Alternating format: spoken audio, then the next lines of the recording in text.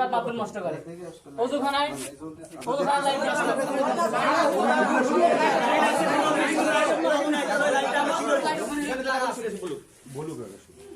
মাদ্রাসায় কোনো প্রকার পরিবার নিয়ে থাকা যাবে না।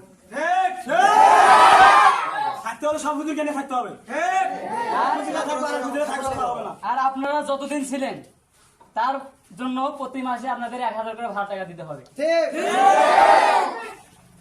মাদ্রাসার প্রতি মাস মিটিং করতে হবে ছাত্রদেরকে নিয়ে, প্রতি জামাত থেকে 5 জন করে, না হচ্ছে সেই বিষয়, যেহেতু মাসের কোনো কমিটি নাই, ছাত্রদের নিয়ে মাদ্রাসার প্রতিটি উস্তাদের উপর দায়িত্ব থাকতে হবে। শুধু একজন আমি এই মাদ্রাসার মুআতামিম, আমি এই মাদ্রাসার সেক্রেটারি, আমি এই মাদ্রাসার সভাপতি, সেটা বললে চলবে না। মাদ্রাসার পড়ালেখা উন্নতি করতে হবে। তামাদ্দুন, প্রতিযোগিতা, শিক্ষা সফরের ব্যবস্থা করতে হবে। মাদ্রাসায় কোনো ছাত্র ব্যক্তিগতভাবে কোনো প্রতিযোগিতা করতে পারে না।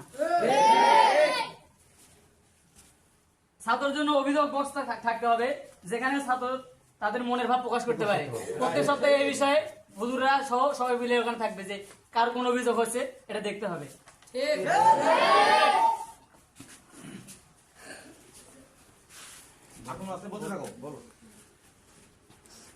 10 নম্বর, গত বছর 12 বছরে মাদ্রাসায় উন্নতি না হওয়ার কারণে মুআতামিম সাহেবকে পদত্যাগ করতে হবে,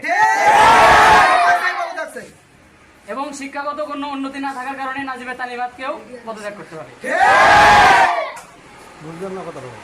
মানে শিক্ষা পরিচালক, মানে মাদ্রাসার একটা পরিচালক আমি, আর মাদ্রাসার শিক্ষার একটা পরিচালক আছে। আচ্ছা ঠিক আছে।